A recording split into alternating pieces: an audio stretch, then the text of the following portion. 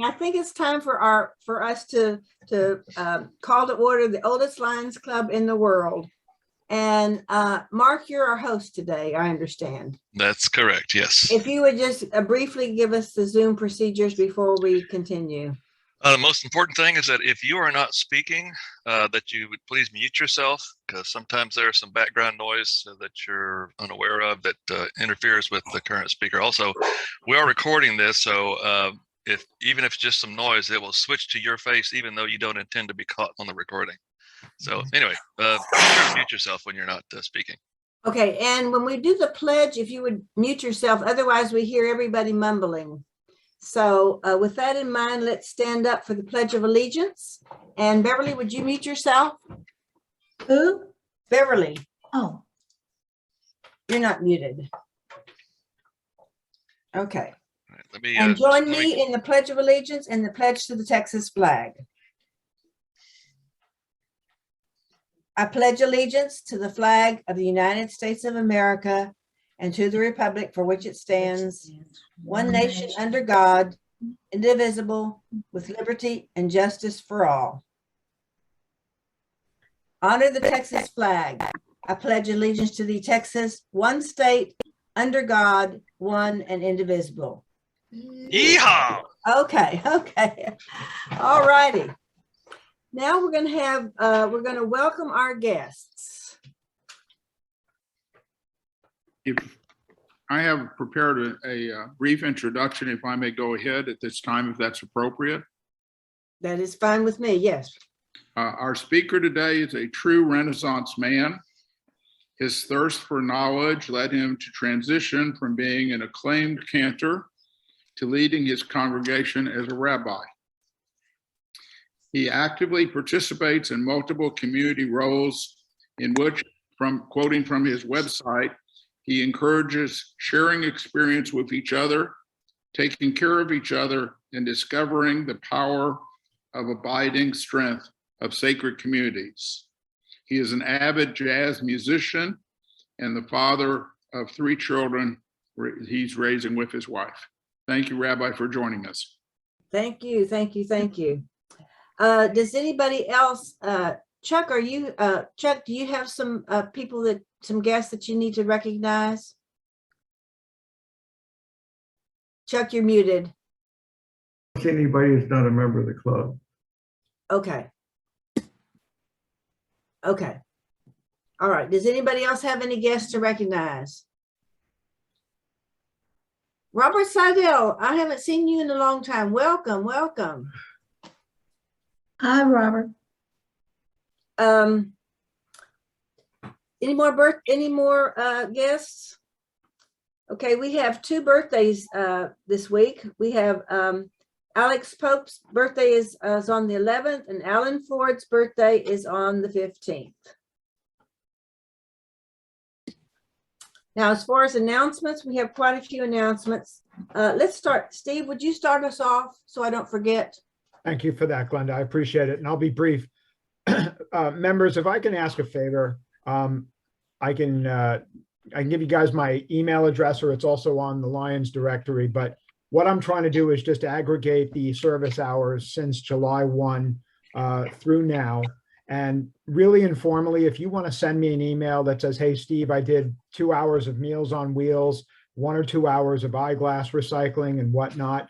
If I remember correctly, and I'll double check with committee members, but like the different specific events we've done, there should be reports in terms of how many people were there and hours logged. So I should be able to get that. And then I'm also going to get the number of hours we've spent on these Zoom calls and just get a good working aggregate that I can plug into the MyLion portal. So that way we'll get recognized. I'm trying to just give give everyone an opportunity to informally say to me, X amount of hours, here's what I did, a couple of sentences. You don't have to worry about messing with forms or attachments or anything else. And if you folks are comfortable doing that, I'm going to be loading this in as a rolling thing. So over the next, several days to a week, if that works for y'all, that would be great. So just as a way of getting us the recognition we deserve, and my apologies to the group for the delay. Some of it was just wardrobe malfunctions and technical difficulties.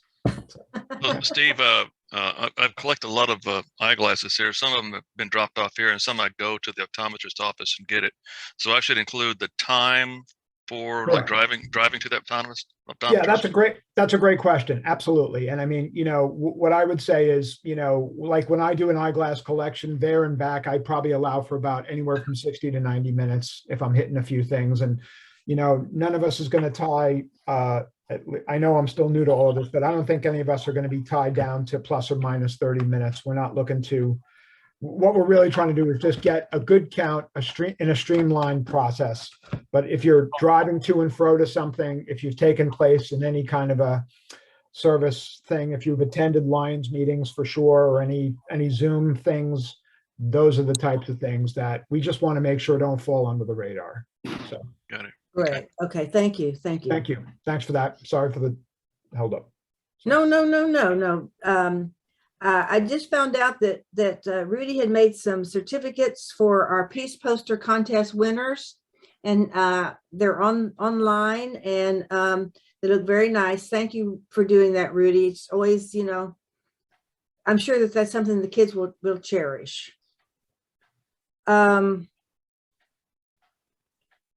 I also wanted to point out, I don't know how many of you, I'm just still as president learning things. And I don't know how many of you have looked, how many of you actually look at our district newsletter. But Anne has goes to a lot of trouble to put things on our district newsletter. And this, the newsletter for December, she has pictures of the Peace Poster Contest winners. And then she has a picture of Mike Blakely and Mac Ragsdale. If you remember, Mike was our speaker, the poet. So those are on the district newsletter. And if you haven't accessed that before, it is, you just go to www.lionsdistrictqs3.com and go from there. Okay. I wanted to announce that maybe some of you have not heard this, but Leonore's father died this week. And so Leonore, I think, is probably on her way to Portugal right now. And I'm going to recommend at the board meeting that we do we make a donation in her name and to honor her father, make a donation to one of our Lions Club charities.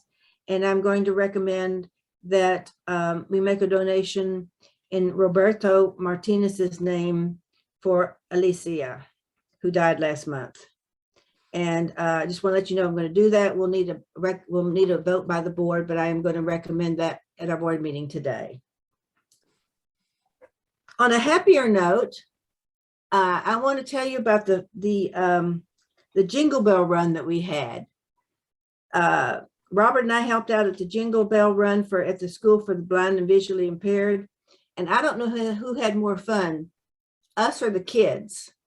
But the kids were just fantastic. What we did is every time they walked around, did a lap, they got a bell. And they were walking and walking and walking and walking. And some of them had 20 and 30 bells, and they were having the time of their life. The school does so much for the kids, you have no idea. Patty, I'd like for you to talk to us about some of the extracurricular, maybe that could even be a program about some of the things you do for the kids. It's just fantastic, just fantastic. And I enjoyed myself tremendously. I just have to say, those kids that you had 20 or 30 bells on their neck, they ended up with like 50 bells later. Oh my word. And I imagine they hurt every time they bounced up and down on their chest. Also, the Leo Club collected a bunch of toys for Dale Children's Hospital, and they brought them to me today. And they went and spent their own money on toys at Target last night and brought back a huge box full of toys to give to the kids there. So I'm real proud of them. Absolutely. Well, y'all are doing a fantastic job. I was just so impressed, so impressed. Sam has asked to, before we get into our program, Sam has asked to make a brief presentation. Sam Maurice.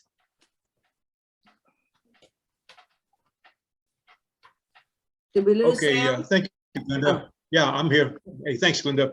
First of all, since we were just talking to Patty, I'll start off with Patty before I add the other things. One of the things that Patty usually contacts us sometimes, if there's an emergency situation for a child that needs glasses and special attention, we have already helped one other person, I think, or maybe two other, and now we have a third one coming up. And it looks like right now we're attempting to help this particular child, 19 years old, and hopefully we'll be able to provide glasses for him. If in the event he does not work out with glasses, we've got an ophthalmologist standing by to say that maybe we can be able to provide him with additional support that TSO may not be able to. So I just want Patty to know that. So that's in the works, and we're standing by, Patty. If the glasses work, we're go. Second, I want to bring you up to date that VSP is providing us with the vouchers for vision screening, and VSP has given me 50 vouchers for children, 100 for adults.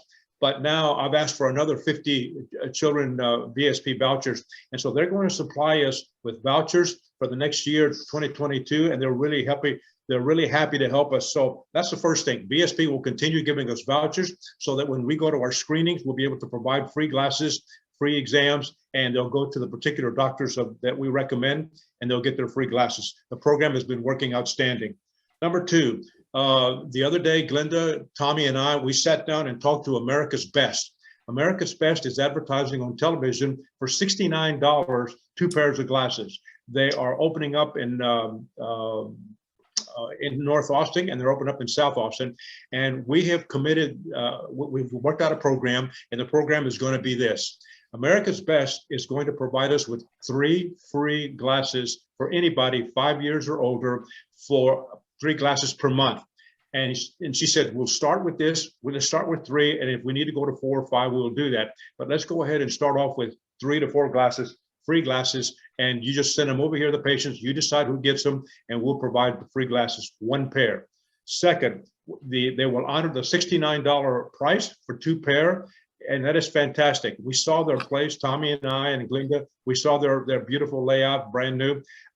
They have some frames that are fantastic. So they'll provide 2 pairs of glasses for $69.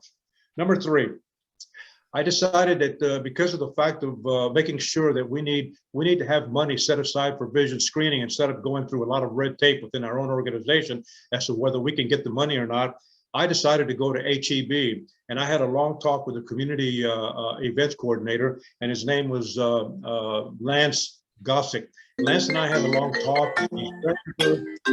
He's very excited. Hello, Sivayer. Is Siva available? Yes, Sivayer, who is it? This is Liz on the Aaron Thomas team.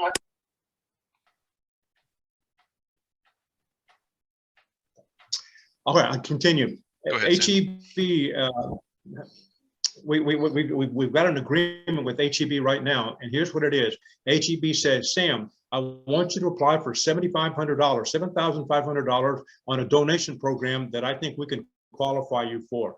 You will fill out the form, send it in to us. It takes about 2 or 3 months to get it, but I said, Lance, I said, how much should we apply for? He said, I would recommend 7,500. You can go 5,000, you can go 10, you can go 25,000, but why don't you start off with 7,500 and I'll help you get that through. I said, okay, Lance, we will do that. I contacted Ann. Ann's going to get together with me. We're going to fill out the paperwork next week, and we're going to do the process of picking up $7,500. This money will be set aside just for vision screening. We won't have to worry about all the red tape. This money will go directly to our debt. Last of all, we're working with the Junior League. The Junior League is still waiting to contact me to see if we can partner up on vision screening for all of the city of Austin. If we can partner with the Junior League, with the Lions Club, going out and projecting vision screening is very, very important for the city of Austin. We will be able to come up with a fundraiser that will raise all kinds of money. We can, I've already been told by Channel KView and KXAN that if we put something together, we could possibly consider them submitting a telethon so that we would be raising money once a year. If we do this, if we take vision screening for what it really is and really go after it, guys, we can really have a program and raise money for that. We've got people waiting to help out, but I'm hoping the Junior League will support us. I still have not heard back. I'm waiting for them to do that. So I think that what we're finding out right now, and I think it's the last thing I'd like to lead with, is that we're finding out that myopia, nearsightedness, it is being critical throughout the United States. The increase has been like 150% of kids anywhere from 6 to 7 years old having myopia. And if that's nearsighted, if they don't correct that nearsightedness, it could be very, very damaging to their eyes. And they're finding out that the reason is it's COVID and kids spending too much on television. That's what's causing myopia, the increase. And there's a fantastic story about that. And we're looking at that. And we're now doing 3-year-olds with Tommy at pre-K schools with 3-year-olds, and we're finding out a lot of myopia and astigmatism. If we can catch those kids at 3 years old and provide them with vouchers with that $7,500 plus VSP, and then we can't use America's Best. We've got an opportunity here to really start helping out, and that's where we are today. Thanks. Thank you, Sam, for all your work, and keep us updated on everything. Tommy, did you want to mention about the season for caring family that you're going to be working with? Oh, you're muted, Tommy. Maybe I'm not. Is that better? That's better. Mm-hmm. Okay. A family came along by way of the Boys and Girls Club at the guy's name's Bill. Oh, I was trying to think what his last name is. Anyway, he runs their sporting clay event for the Boys and Girls Club raising money. So there's a possibility we may be joining them in their sporting clay club. But this family came to light by way of their 2 daughters, Adrian and Gabby, and they needed glasses. So I went out to a place, the Texan Motel, and I can only tell you that it's a rat hole. They don't have, they're living in poverty in the truest sense of poverty. But we were able to screen them and get them new glasses for the 2 girls and also for the parents. I want to also tell you that we have completed our Head Start 7 schools. Robert and Rudy have put together their teams, Glenda and Beverly, and I'm thinking we have Bim and a couple other folks join us. But we have finished the Head Start. That is 7 schools there. We'll start our AISD, the 27 schools for Tuesdays and Wednesdays, north and south, after the first of the year. We interim actually come across another need in the community, AISD. They have what they call early college international high school. And these are students that are in technical courses, not educational courses for degrees, but they're working with ACC. And we've done, they have 14 of those students that I've done, and we've gotten glasses for each of them. So we're doing, and we will probably doing at least 2 of those a month throughout the rest of this year. But it's a works program, and they need to be able to see what they're welding or cutting or whatever. And it's an international program. So we're in pretty good shape. I think we're doing well. Sammy's got the ball rolling in about 10 different directions, and we'll try and figure out how we can make it work. But that's pretty much how we're going to do the vision screening for the AISD students. That's it. Great. Thank you so much. As you can see, everybody's been working very, very hard, and I'm just so proud to be a member of this club. I think what we're going to do is we need to talk about the holiday party, but I think we want to go ahead and have the program, and then we'll talk about the holiday party. So we're ready for our presentation. And Alan, did you want to introduce him again? Alan? Sorry. Can you hear me now? Yeah, we can hear you now. Yes. Our speaker today is a true Renaissance man. His thirst for knowledge led him to transition after becoming an acclaimed cantor to continue to pursue education and become rabbi of his congregation. He actively participates in multiple community roles in which he encourages, quoting from his bio, sharing experiences with each other taking care of each other, and discovering the power of abiding strength of sacred communities. He's an avid jazz musician and is raising 3 children with his wife. Thank you. Thank you so much. Thanks, Lions. Really appreciate that. And it's really wonderful to, if I could say, eye-opening to hear of the wonderful work that y'all are doing and how you're providing for our community. And it is such an honor to be able to speak in front of this distinguished chapter, which I understand is the oldest Lions Club chapter in the world. So really wonderful to be with you online, and hopefully at the right time we'll be together for things to come. Now, the organizers told me I had 2.5 hours, so I hope if that's all right, then we'll get going. I'm just joking, y'all. So we'll chat for a few minutes, and then if you have questions or thoughts, and I know y'all want to be done by 1:30. And Glenda, you've got an agenda item after me. Is that correct? Yes, ma'am. Okay, so I'll be mindful of that.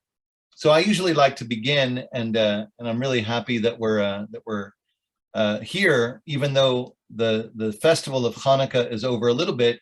I wanted to speak to you about the power of Hanukkah, which is a festival in the Jewish calendar, and it speaks a lot about courage, speaks a lot about being a blessing, and it also, as you'll see, it speaks a lot about lighting a trail for others to follow. Now, it would be lovely to get to know you. I know some of you on this meeting. Chuck, it's really great to see you, and David and Sandy as well. And I'm really happy to see you and your cohorts, and Sid, of course, as well. How many of y'all like to go camping or hiking? Anybody? Oh, good. Well, that's nice. So how many of you know what a cairn is, or keeping track of on a trail? So if you go hiking, you look for those little rocks. Actually, I have one right here. So something like this, that you look for something like that on the trail. Y'all see something like that before? So it kind of tells you where to go. So the lights of Hanukkah can do this very same thing. It can be something that allows us to recognize that we're on the right track. Now, many of you might have raised children or grandchildren or even great-grandchildren. Now, how do you know that they're on the right track? And how do you know that whatever powerful lessons of vitality, morality, ethics, joy that you're going to teach them are going to stick? It's hard to say, but I think that it's really important for us to put it out there, as it were. So that's what I'm doing. And I like to begin everything with a little bit of a melody. I do a lot of teaching and some teaching online, and I thought it would be really, really great to have us kind of just take a moment and not develop our own eye issues with so much Zoom. So I'm going to ask you to close your eyes for a minute, if you don't mind, and just kind of relax for a second. And I'm going to give you a melody. It goes like, it's a Hanukkah melody. Some of you might recognize. Ya la la la la la la la la la la la. Ya la la la la. Ya la la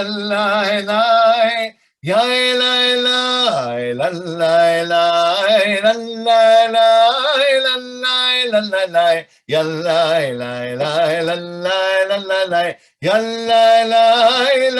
la la la. Ya la la la la. Yalla la yalla la yalla la la la la la yalla la la la la yalla la la la hayya la yalla la la la la hayya la la la yalla la la la yalla la ya la. So I've been asked to think a little bit. You can open your eyes now unless you don't want to, but it's really up to you.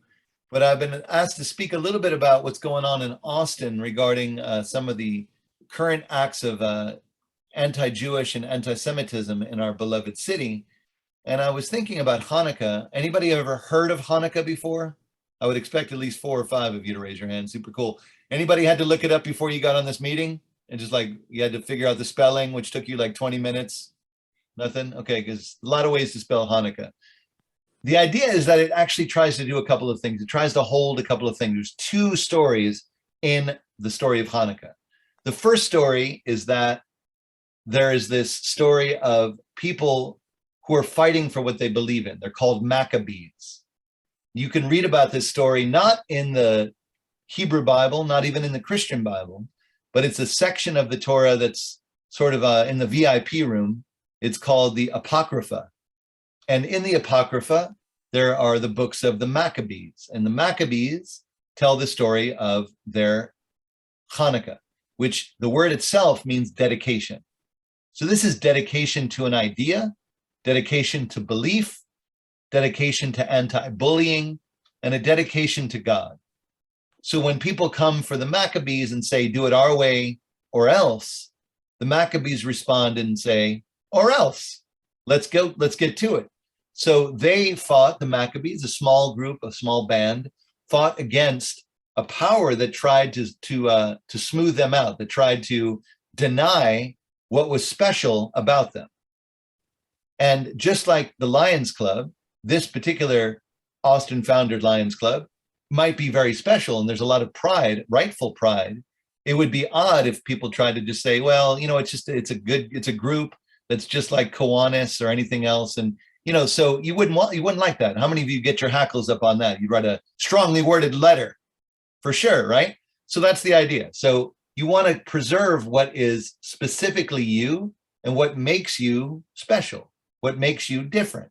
That's one aspect of Hanukkah. Another aspect of Hanukkah, which is very interesting, was developed a long time later, and it might be the story that you know, which is the story that you had just a little bit of oil when they were cleaning up the holy precincts of the temple. They had a little bit of oil, and that oil was only supposed to last a day, but it lasted for 8 days. So they lit the lamp called the menorah. They lit the lamp, and they were able to light it so it burned the light for 8 days, enough time for them to get more oil, for them to have a lamp that burned constantly in the temple. Everybody doing okay so far? Okay, cool. So on one hand, you've got this idea of standing up for yourself, the Maccabees. On the other hand, you have this much more gentle idea of shining light in the darkness and having faith to shine light.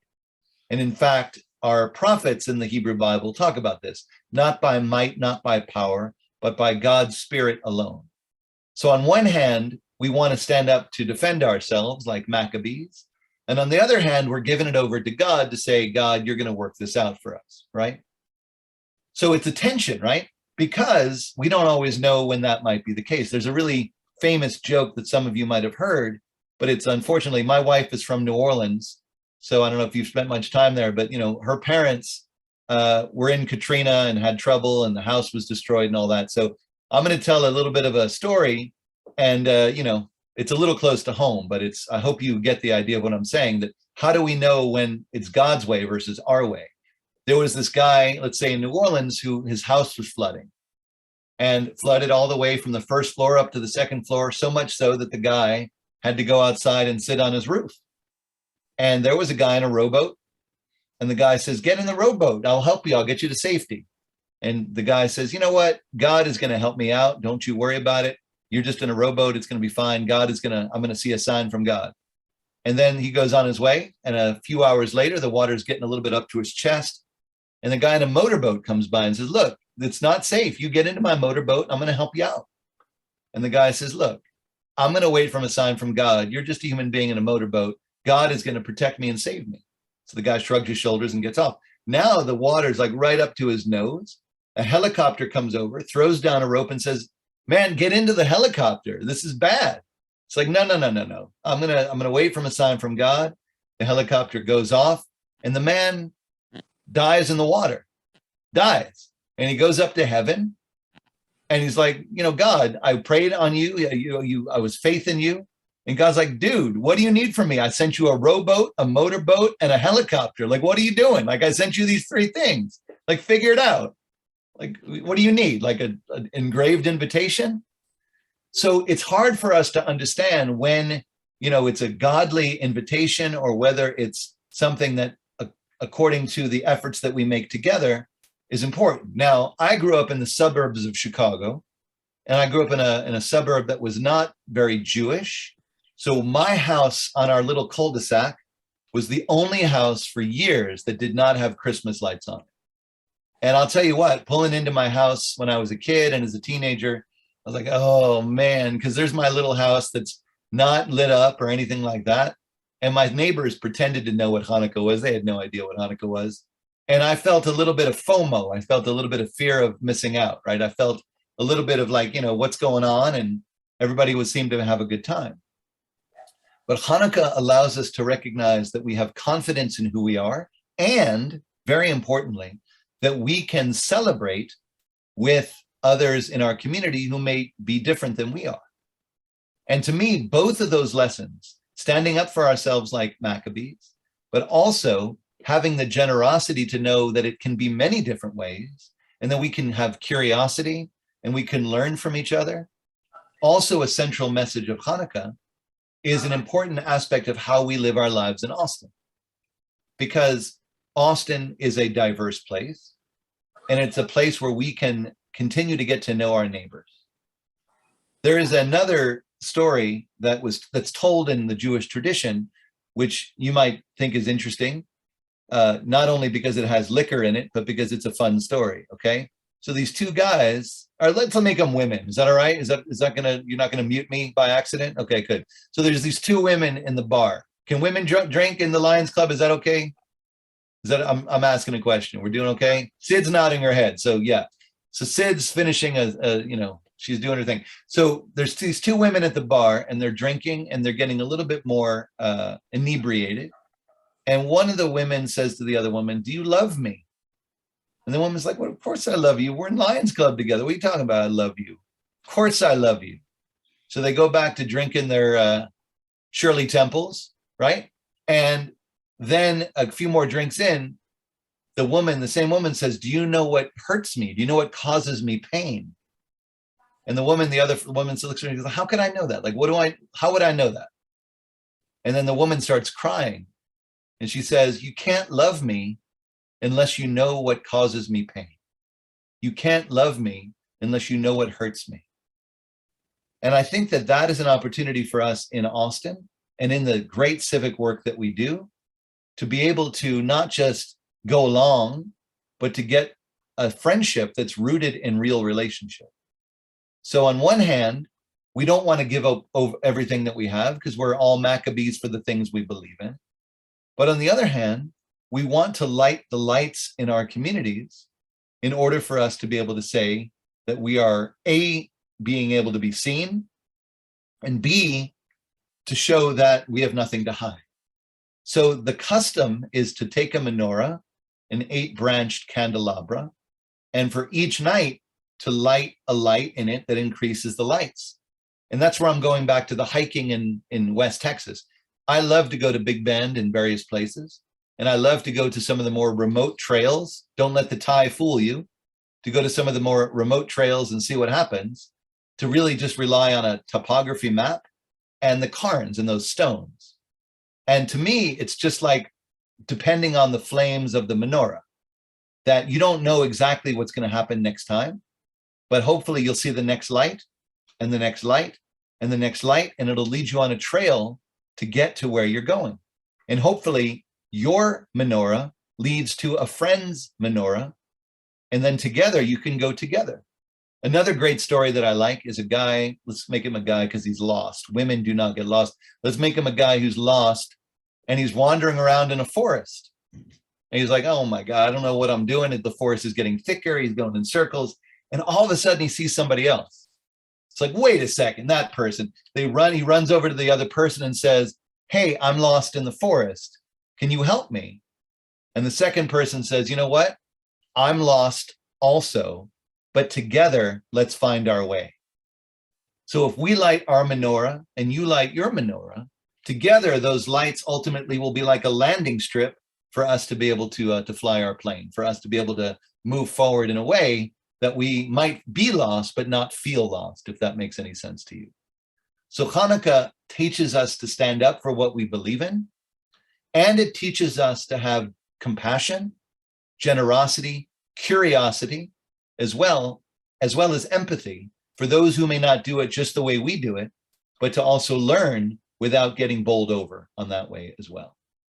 So I have a lot more I could say, but we've got, 10, 15 minutes, whatever. I'd love to have a conversation with you either about this, or if you have other questions about Judaism or anything else you want to talk about. I'm very, very happy to have a conversation. And I'm so honored to be with you. And thank you for inviting me in as we learn about things together and as we honor the work that you all do.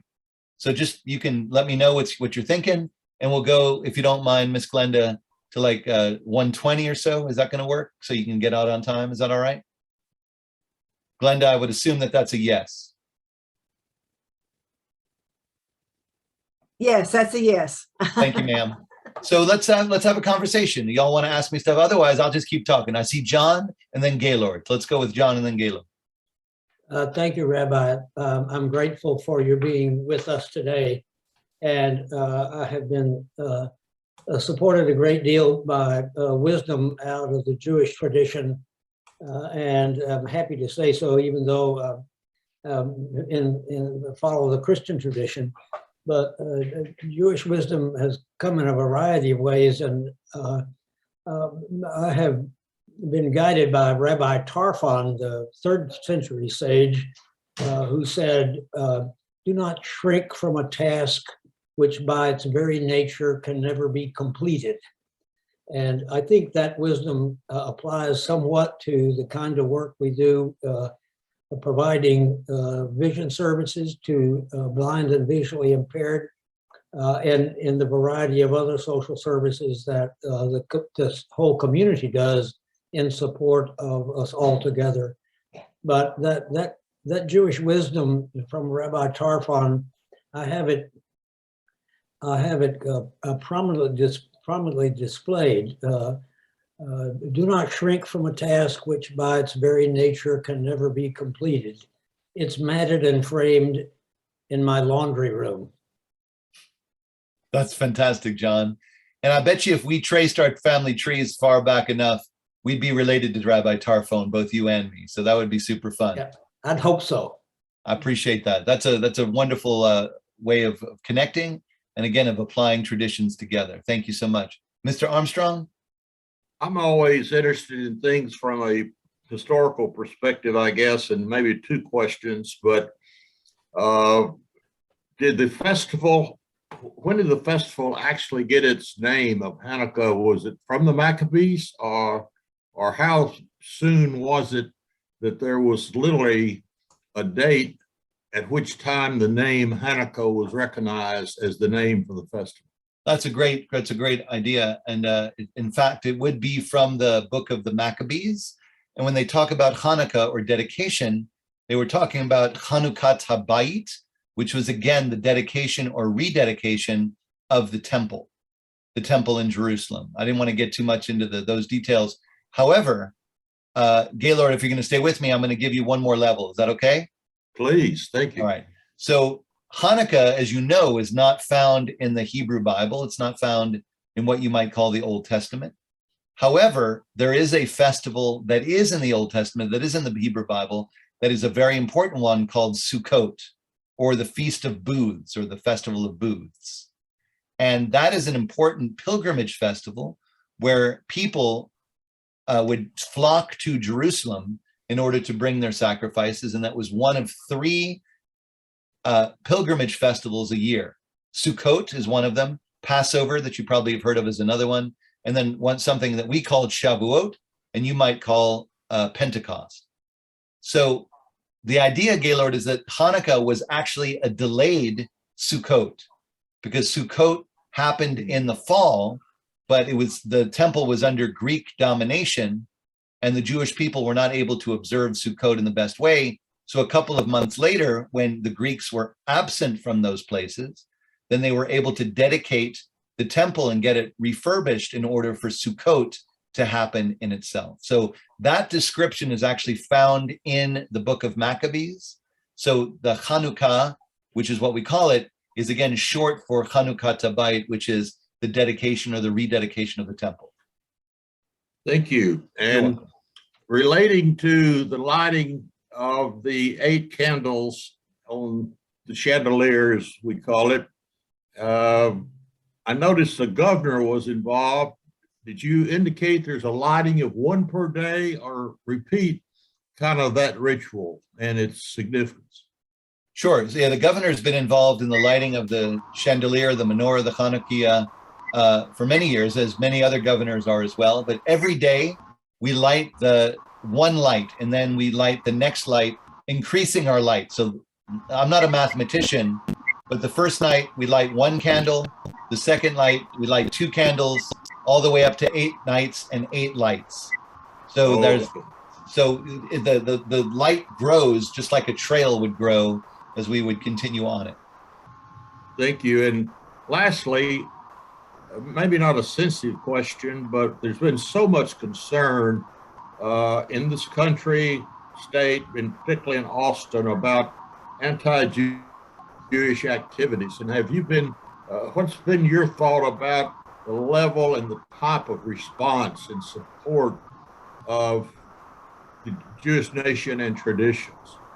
Well, that's a great question. You know, on one level, it would be nice to have us be meeting in person so we could drink iced tea together. And so the Zoom has been a real life. It's been like a rowboat or a motorboat or a helicopter. I don't know, whatever you want to call it. But the idea is that many of us are lonely and don't know what to do. And these last 2 years have been very difficult for us. And keeping with that, many people don't remember how to speak to each other effectively anymore. So when people are impatient and anxious and fearful, they begin to act badly. So I think that the higher increase or the spate of anti-Semitism or the anti-Judaism found in Austin and many other places is a consequence of the coarsened rhetoric that many of us have been feeling and have been given to us by our politicians from across the aisle. So the idea is that how do we respond? We respond by doubling down on those bonds of friendship that I talked about before, of investing in quality education, quality activity, and quality moments together that allow us to remind us of how holy we are together. We're not going to be able to stop in its tracks anti-Semitism. It's one of the oldest known hatreds of the world. However, we can stop it in our community and say, this does not belong. And we are going to respond with friendship, not with fear. We're going to respond with kindness, not with suspicion. So that's one of the things I've done, Gaylord, and I've been very active in Austin for many, many years to ensure that we get to know our neighbors and that we care about each other and that we don't let those who are the holders of that kind of evil cynicism rule the day. Well said, and thank you very much, Rabbi. Thank you. Roberto, I think you had your hand up. Yes, you talked about suffering. The woman that said, if you don't share my suffering or know my suffering, you don't really love me or know me. So in the old, we Christians, I'm a Christian, of course, used to blame the Jews for Christ's death and all that. So we stopped that. Hopefully we stopped that. But the belief that I had was that in the Jewish tradition was that if you were suffering, it was because God was for your sins, the sins that you had, and God, you were being punished. Whereas if you have wealth or were being honored, what is that transition now? You know, Robert, you're putting your finger on some really interesting theology, right? That in the Bible, if you read like the book of Lamentations or other books that speak about if you're suffering, you somehow deserve it. That is a theology that has proven to be limited, because that is not a very healthy way to think. And especially after the Holocaust and World War II, how can one say that there was a justification for that genocide? So the idea that is an aspect of how one would look at oneself, but ultimately there are many aspects in this world that are much more independent of who we are. So the idea of suffering or theodicy in the world, the idea of evil in this world, is not a question that we can readily answer. However, I would say that it has nothing or little to do with the troubles we bring upon ourselves. Because again, go ahead, Robert. Quick follow-up, because I see suffering. If we share suffering together, then there's a big bond. We bond together. I agree with that. And I think you're So absolutely right. I want to go there instead of, just the concept of suffering. I That appreciate that. We have a culture. We have a culture that does not want to share suffering. We get rejected. If you say, "Well, I'm sad. I'm sorry," no, don't be sad. We reject it. So, what's the teaching there? Well, that's great, Robert. I'm so glad you brought that up. I used to serve as a chaplain in New York City hospitals, and our anthem. Listen to this. Our anthem was, "Don't just do something, stand there. Don't just do something, stand there." So to be able to hold somebody's suffering or pain just by being present and listening and holding onto somebody's hand, as you said, Robert, so wisely, allows us to mitigate our suffering by knowing we're not alone. As the famous song, the greatest thing that we'll ever learn is just to love and be loved in return. And to be able to hold that for others is a great gift that will redound to us as well. So I think you're speaking some high truth there, Robert. So I appreciate it very, very much. Thank you. Y'all, maybe Maybe another next. thought or two? Sam? I've got one. Yes. After 1945, I was kind of curious, when did the Jewish nation and gosh, I'm losing my thought here. And Christianity really start getting together each other and started really doing some things together, because there was a separation after 1945, but at a given point, Christianity and Judaism got together and we've been doing some fantastic things. There have been some offsets right now, but when did that start? Yeah, it's a great question. I think a lot of that happened in the shadow of the Holocaust, as you're suggesting. And even with, if some of you may remember Vatican II in the early 60s with the Catholic Church, there was a modeling of not working antagonistically with the Jewish people, but trying to find at least some common ground. So I know the Catholic Church did some, the Episcopal Church did some, and in the 1970s, beginning and moving into the 80s and into today, as you suggested, the Protestant churches did as well. I see a lot of fruit in those efforts that have begun, 60 years ago. And I think that those kinds of efforts are so crucial to us to do what Robert is suggesting, for us to hold each other in relationship, whether in suffering or otherwise. And that will help us against those who are dedicated to our destruction, not just the Jewish people, but the ways of life that we cherish, the freedom of choice, the ability that we have to raise our children with hope and aspiration. So I think rather than abandoning religion, again, we have to be Maccabees too. We can stand up for who we are and say, who are you? And I'm going to share with you as well. So it was really after the generation after World War II that said, we have to do something to prevent this kind of genocide in our world. And hopefully it's been partly successful to that degree. Maybe one or two. Yeah, Mark, what you got? Rabbi, I'm going to take a little turn here. Tell us about your interest in jazz music and some of the things that you've done in that regard. Sure. So I'm going to tell you another story, if that's all right. So there's a true story supposedly of a really amazing rabbi in Warsaw, Poland, in the 1930s. So you all know your history, so you know what I'm saying. So a rabbi in Warsaw, Poland in 1930s, and he attracted the attention of some philanthropists in New York. So the New Yorkers got on a boat and went all the way over to Warsaw. It took them several weeks. And they got to this guy's school, and they were expecting this like amazing place, amazing thing. And they saw this like ramshackle thing, like the door was didn't close right. And his bookshelves were cinder block, and he had like metal chairs, and it wasn't so amazing, right? So they're waiting for the rabbi to come in. They're kind of looking at each other going, yikes, this guy is like a wonder guy. So finally the rabbi comes in and they're like, hey, rabbi, we got to tell you, you got to improve your brand. You got to make your image a little bit better. So the rabbi looks at them and says, look, is that all you brought? You have like 2 pieces of luggage? Like, why didn't you bring everything you have? You live in New York. Why didn't you bring everything to me in Warsaw? And they looked at him and said, dude, we're just passing through. We're just going to be here for a couple of weeks. We're just passing through. And the rabbi looked at them and said, exactly. we're just passing through. So I wanted to learn a little bit more about my traditions, of course, but also about the land in which I live. And I could speak a lot about this, and I'm just going to look at the time. I do believe that jazz is a music of America, and I think it has a lot to say about America.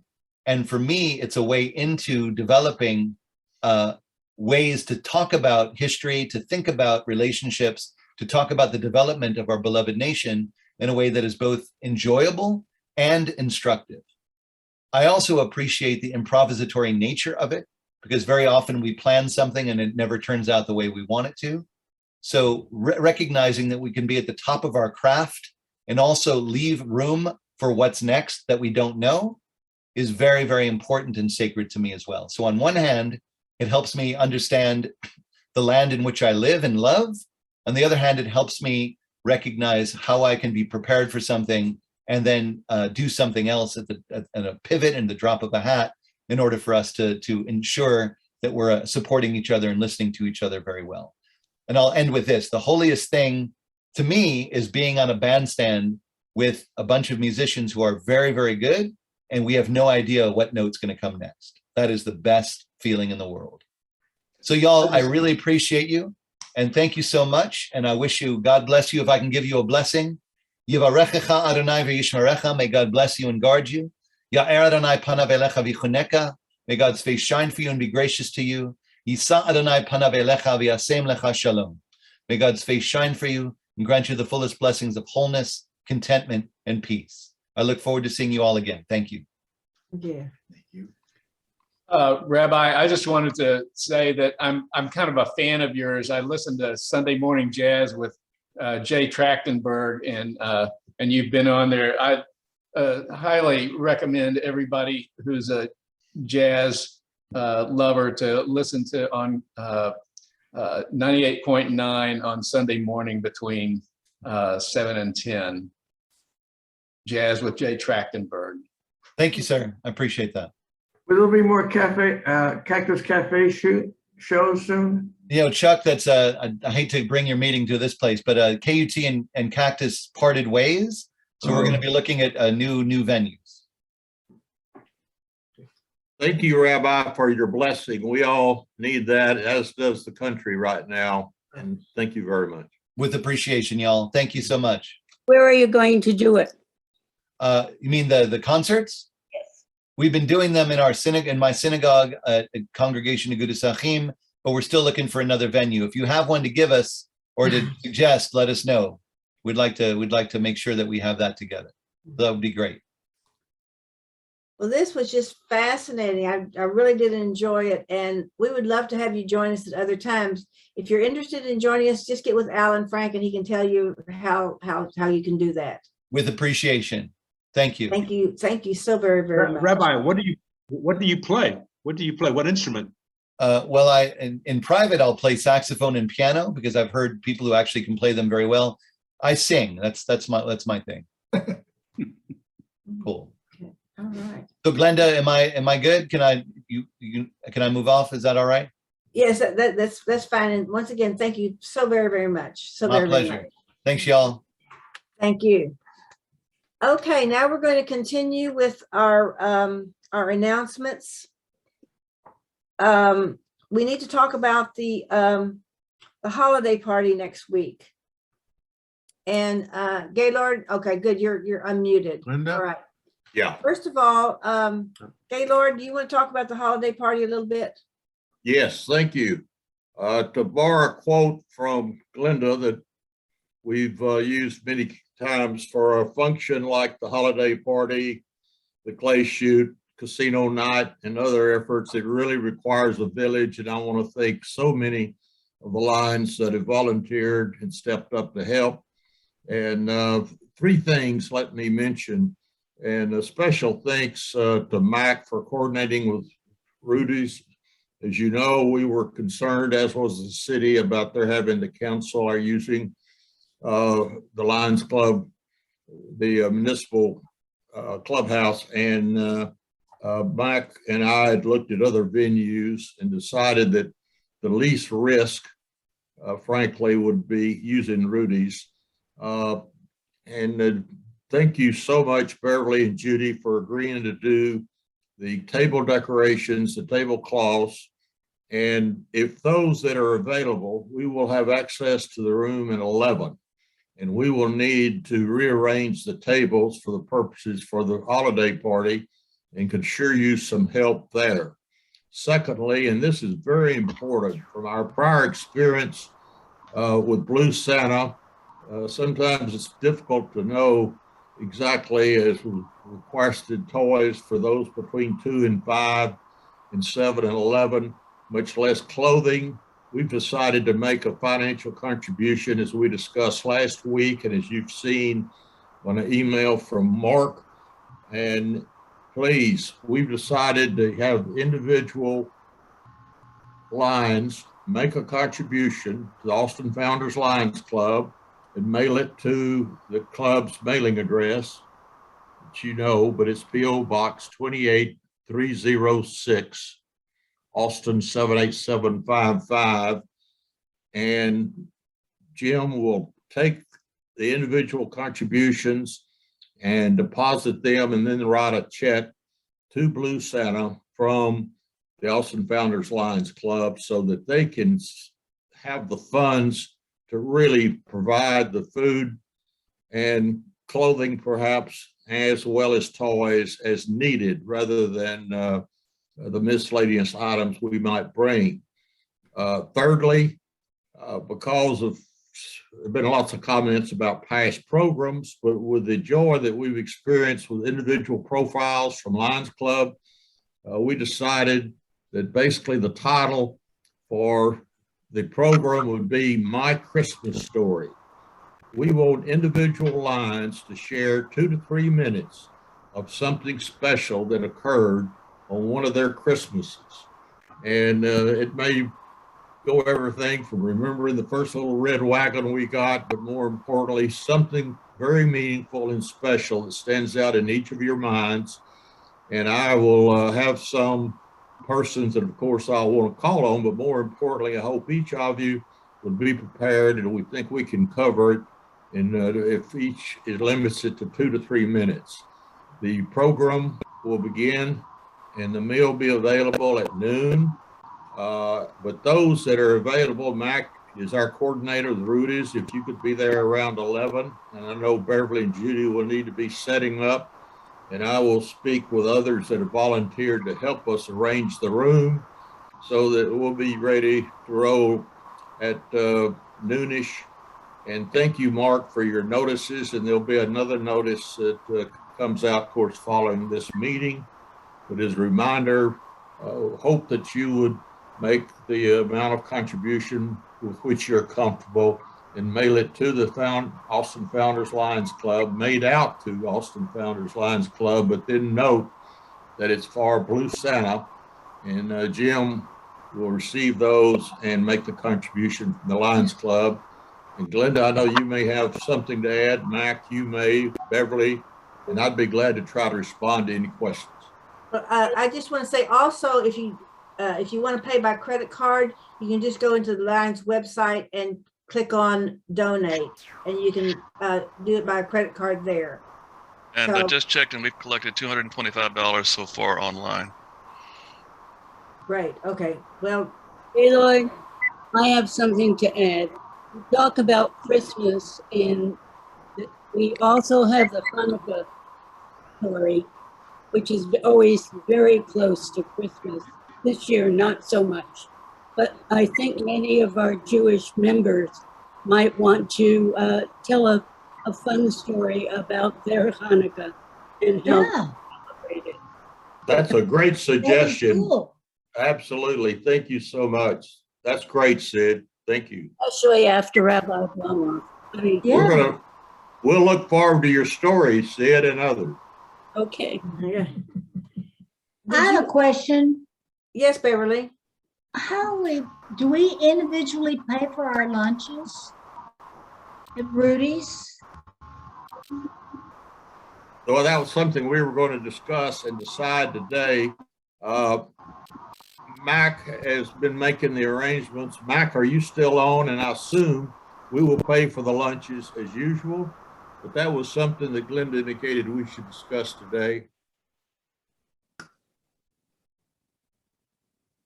Yeah, Hello? well, I guess in the announcement that Mark sends out, there will be, just like we've done before when we've gone to Rudy's, you'll be able to pay by clicking on the when you register, or you can, and that's the best, or you can bring cash to Rudy's or a check and pay there. But right now, I don't know exactly how much it's going to be. Still kind of figuring out the menu, but you know, it'll be probably between less than $15 or $20 certainly. And barbecue will be on the menu. Yeah. Did I see something about cake also? Well, Rudy's will allow us to bring a cake or something like that if we want to do something special. That I think those little details haven't quite been worked out yet. Okay, all right, okay. Mac, would you be so good to confirm with Rudy's the amount and let Mark know so that in his notice he can have the exact and correct amount? Yeah, we'll need to be sure when the notice comes out that everybody who wants a meal registers so that we are able to call in enough food. That's real important. Amen. And we won't know that until people register. And that'll probably be on Tuesday before the Thursday. You'll need to register. Yeah, there'll be a notice goes out tomorrow and then Tuesday morning. Thank you, Mark, and thank you again very much, Mac. Yeah. I need to let everybody know I'm not going to be able to be at the holiday party. I feel really bad about that, but I've got a family situation. I have to go to a wedding in Jackson, Mississippi, and I haven't figured out how to clone myself yet. So I'm not going to be here, but Gaylord had asked me to give you all an idea of what he wants, the type of thing that he wants when we do our little story. So I thought I would tell you my Christmas story so you can be thinking about it. My Christmas story, my favorite Christmas story, about a year after my father died, I was talking to my mother and I said, Mom, why don't we do something special? You know, because she was kind of up in the air since my father had just died. I said, what would you like to do? And she said, I've always wanted to go to San Antonio and watch the twinkling lights at Christmas time. Well, she lives in Kingsville. It's about a 3-hour drive. I said, we'll do that.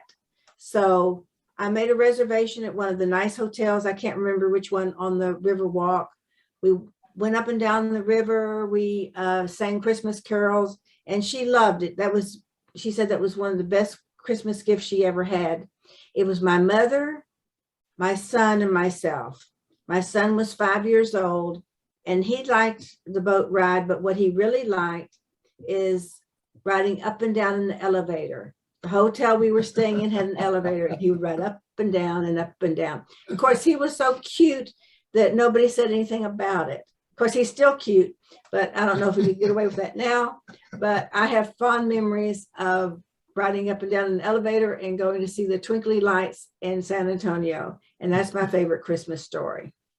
That's a good one, Glenda, and a good example of what we look forward to hearing from other lines. Thank you for sharing that. Okay. We're going to take about a 5. Does anybody else have any announcements before we take a short break before our board meeting? Linda, it's Robert. Yes, Robert. I don't know if you saw Alan's note. Leonore asked if anybody wanted to make a donation that it please be made to her father's Lions Club that he was attached to. So I think I'd like to suggest we do that instead of something here in Austin. Yes, I will. But I made a note on that. Thank you. Thank you. And I will find out about that. And then we were also going to do one for Roberto. Thank you very much. When we, everybody is invited to attend the board meeting. I think it's going to be short, but we will have a short board meeting. And, but everybody's invited to attend. You can only vote though if you're a member of the board. The other thing I wanted to say is that January 9th will be the first Lions meeting of the year. And I'm looking forward to that. It's going to be Mr. You mean the Ramsey. 6th? Huh? Glenda, you mean the 6th? Did I write my, is it the 6th? Thursday, the 6th, right. Okay. It'll be first Ross meeting of the year. Ramsey of Texas Tribune will be our speaker. Thank you And very I've got much. a question in that regard. Will we be meeting on Zoom, or would we be returning to the school, or what do we know yet where the venue will be? I don't think we know yet. That would be up to Patty, and I'll be talking with Patty about that. Yes, Mac? Well, I guess, yeah, I guess that's the right answer. We're going to be able to go back to TSBBI at some point. I just don't know if it's going to be that very first meeting, but it might be. And I think Patty is going to have an announcement about that at the Christmas party or at the holiday party. So I think we'll find out more then, right, Patty? Yes, actually, I can say that we can come back starting in the spring in January. So if I could make a suggestion for the January 6th meeting and let it be on Zoom, because of Ross Ramsey, our speaker's schedule. And I think that it would accommodate his schedule if we had a Zoom meeting, because he's going to need to go very quickly into another commitment, if that's okay with everybody. And that's going to be our process for the next year. Is we will be allowed back on campus, but it's up to the speaker. What the speaker wants is what we'll do. If they want to meet in person, we'll meet in person. If they want to meet on Zoom, we'll meet on Zoom. And if there's any change in that, Patty, if you don't mind, I'll directly let you know. Thank you. For any Chris Allen with a question about that. Do we have adequate facilities there in that room we were meeting in where we could all get together but still have a speaker come to us via Zoom or via remote access? We've got the screen and the computer, and do we have the internet connection there? I'm looking at a different room. Okay. I don't know. Some of you remember meeting in the Hatland room in the outreach building. That's the building that's next to the superintendent's cottage. It has parking that's right there next to the building, and there is Zoom connection in there. So that's something to think about. And I know I'm trying to pin down a speaker for later on, like May or June, and thinking I'll tell them that, you know, we'd like to have them come and have lunch with us, but if necessary, they could speak to us remotely. Okay, thank you. Thank you. Okay, well, if that is all for the good of Lionism, I will adjourn the meeting and give you about 5 minutes before we meet again for our board meeting. And for those I won't see until after the first of the year, have a wonderful holiday. I'm going to miss y'all at the party. Bye-bye. Glenda, I just wanted to say that I will be teaching a class after this meeting, so I will not be at the board meeting, but my vote is yes. Okay, thank you. Thank you. Okay, great. Yeah, I'm going to temporarily stop the recording and we'll start again for the board meeting. Thank you.